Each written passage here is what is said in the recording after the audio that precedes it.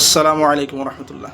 গত ডিসেম্বর মাসের শুরুতে আগরতলায় অবস্থিত বাংলাদেশের ভিসা অফিসে ভাঙচুর করা হয়, যার দরুন বাংলাদেশ সহকারী হাইকমিশন একটি বিজ্ঞপ্তি জারি করেন যে নিরাপত্তাহীনতাজনিত অবস্থার প্রেক্ষাপটে পরবর্তী নির্দেশ না দেওয়া পর্যন্ত বাংলাদেশ সহকারী হাইকমিশন আগরতলাতে সকল প্রকার ভিসা ও কনজুলার সেবা কার্যক্রম বন্ধ থাকবে।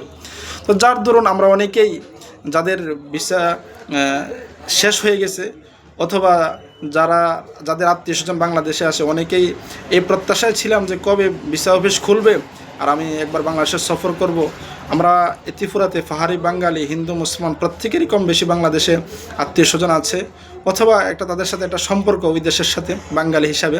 তো অনেকেই প্রত্যাশায় ছিলাম যে কবে খুলবে বারবার আমাকেও অনেকে জিজ্ঞেস করেছিলাম বা অনেকেই এই খবর নিউজের জন্য অপেক্ষায় ছিলাম।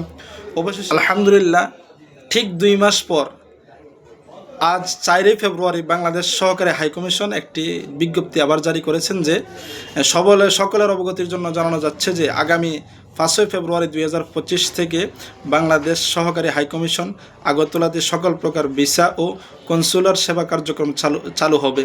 তো অনেকেই আশা প্রত্যাশায় ছিলেন।